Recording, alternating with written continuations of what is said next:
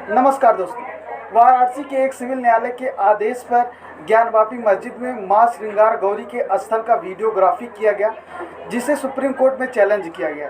इसके बाद supreme court ने सुनवाई के दौरान यह कहा कि ज्ञानवापी मस्जिद का जो वीडियोग्राफी हुआ है वह the places of worship act का उल्लंघन नहीं करता है। तो इस वीडियो में हम यही जानेंगे कि the places of worship act क्या है और इसके क्या प्रावधान है, और इससे स्पष्ट हो जाएगा कि सुप्रीम कोर्ट ने जो आदेश दिया है उसने the places of worship act का उल्लंघन नहीं किया है। दरअसल the places of worship act किसी भी धार्मिक स्थल को या उपासना स्थल को उसी स्थिति में बरकरार रखने के लिए प्रावधान करता है जो स्थिति 15 अगस्त 1947 को थी। अयोध्या में राम जन्मभूमि विवाद को इस एक्ट के तहत नहीं रखा गया था।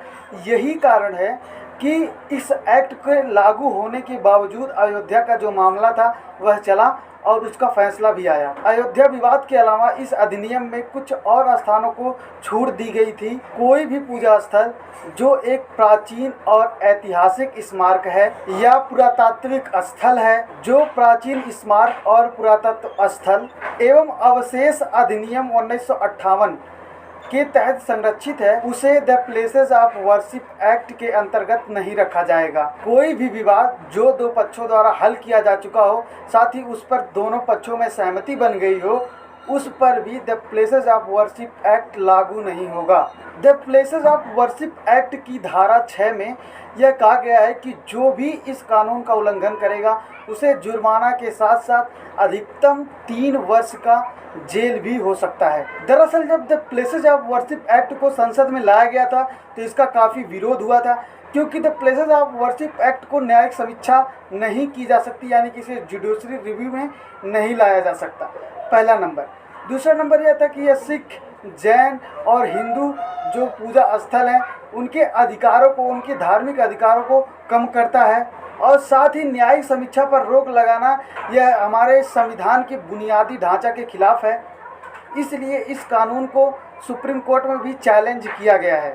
साथ ही जो कट ऑफ तिथि दी गई है उस पर लेकर भी काफ़ी विवाद हैं। अब हम the places of worship act का कुछ प्रावधान भी देख लेते हैं ताकि यह स्पष्ट हो जाए क्या इसके रहते द श्रृंगार गौरी का जो केस चल रहा है वह आगे बढ़ पाएगा या नहीं। दरअसल the places of worship act की धारा 3 यह प्रावधान करती है कि कोई भी उपासना मंदिर या पूजा स्थल अपने यथा स्थिति उसी रूप में रहेगा, उसे परिवर्तित नहीं किया जाएगा जो स्थिति 15 अगस्त 1947 को थी। साथ ही the places of worship act का सेक्शन 4 सब क्लास 2 यह कहता है कि 15 अगस्त 1947 के दौरान जो भी स्थिति थी पूजा स्थल की या उपासना मंदिरों की, उसको न्यायालय में चुनौती नहीं दी जा सकती है, और यदि पहले से उससे संबंधित कोई मुकदमा न्यायालय में दर्ज है तो उस पर न्यायालय सुनवाई नहीं कर सकता है।